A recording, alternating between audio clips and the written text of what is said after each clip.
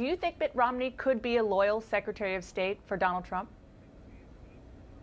I would hope so, because that's the first job of any Secretary of State, Dana, is to support and work directly for and advise the president for whom you work.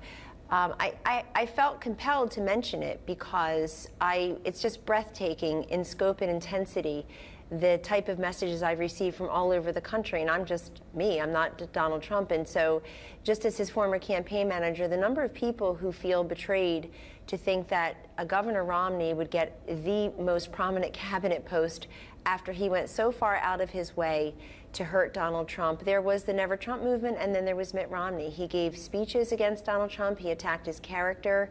I never heard Governor Romney come out and say, hey, you know, I have a problem with X, Y, and Z, but that 25 million job creation plan over the next 10 years is really something to look at. The fact that you'll reduce the capital gains tax and the tax on employers and businesses, or you'll unleash energy investment, or you have a 10-point plan to reform the Veterans Administration, none of that was ever said. And the Romney consultants were the worst to all of us, including Mr. Trump. Their Twitter feeds were a complete 100% anti-Trump screed.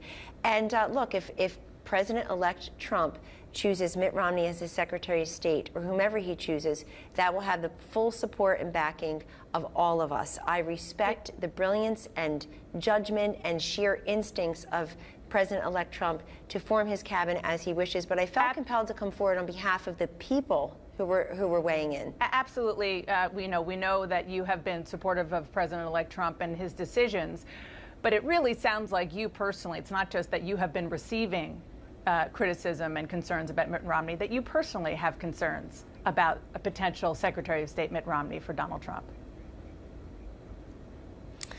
Well, it's what I'm not sure that my personal concerns matter. But am I wrong to say that? That decision rests with one man. And no, you're not wrong to say that, because Governor Romney went out of his way. I also just think that it's Donald Trump who's shown that he has political instincts. You know, Governor Romney ran for the same office 4 years ago and lost spectacularly. It's Donald Trump who just won 306 electoral votes, won states like Michigan. Mitt Romney lost Michigan by 10 points. Donald Trump just won it. Donald Trump won Wisconsin for the first time since 1984, won Pennsylvania, won Florida, won Iowa, won Ohio.